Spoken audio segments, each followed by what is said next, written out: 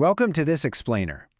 Today, we are going to take some incredibly dense educational philosophy and transform it into a clear, structured blueprint of how we actually acquire knowledge.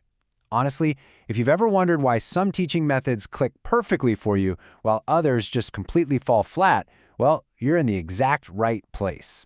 Let's get into it. Okay, let's kick things off with a foundational question. It's going to frame the three major lenses we'll use to view the learner today. Think of learning like constructing a building. Is it simply following step-by-step instructions to assemble prefabricated parts? Is it understanding the deep internal engineering of how those parts fit together? Or is it designing and building your own entirely unique structure based on your own lived experiences? Keep that in the back of your mind. To keep us on track, here is our roadmap. We'll explore three views of learning, dive into behaviorism, cognitivism, and constructivism, look at how we assess what we learn, and finally, bridge philosophy to practical technique. All right, jumping right into Section 1, Three Views of Learning, the core lenses. So what's really fascinating here is that learning isn't just one universally agreed upon thing. We can essentially break it down into three distinct lenses: do, think, and understand. Behaviorism is all about external behavior, literally just what you can observe a student doing. Cognitivism zooms into internal mental processing, focusing on how a student thinks. And constructivism, that's all about meaning-making or how we construct our own understanding of the world. Moving right along to Section 2, let's unpack behaviorism, the observable learner. Now, the absolutely crucial thing to grasp here is that for a behaviorist, if a behavior cannot be publicly observed and measured, it pretty much doesn't exist. They don't assess it. Under this philosophy, your mind starts as a totally blank slate. Internal thoughts, feelings, those little aha moments, they literally do not count as valid data unless they result in an outward, measurable action. So learning is strictly defined as an external change driven by the environment. Okay, so how does this actually work in practice? Well, the learner is basically a passive responder. Their habits are shaped by immediate external rewards or corrections.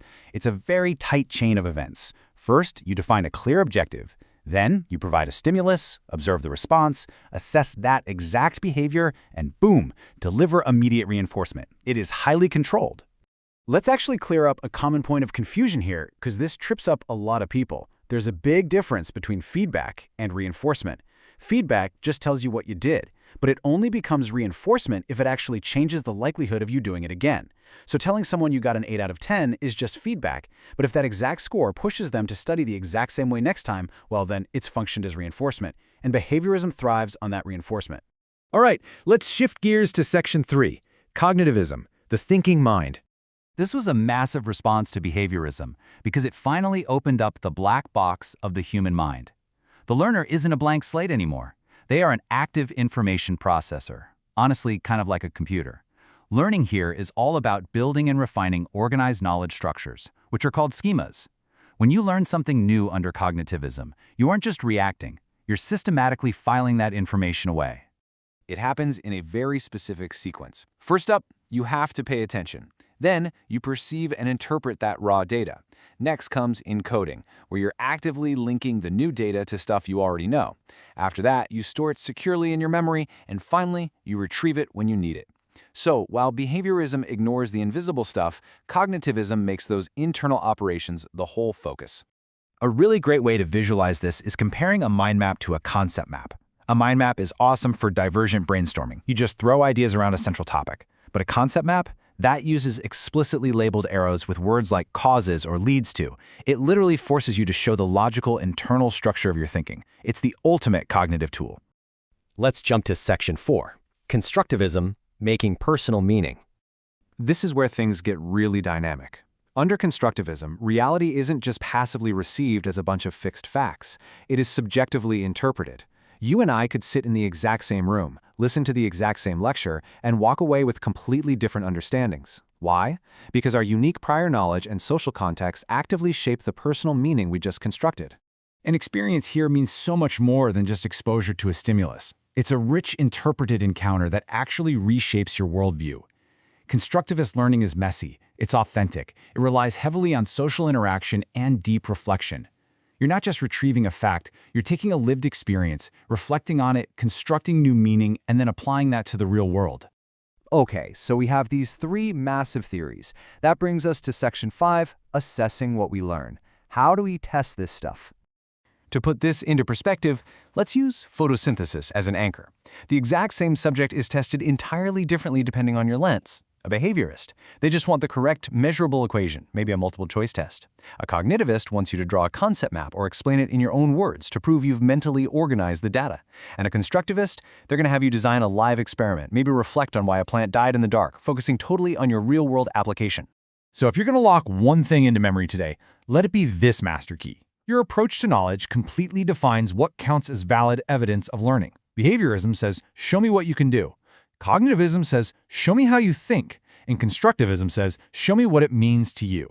Same exact subject, but entirely different definitions of success. Finally, we've made it to Section 6, Philosophy to Practical Technique.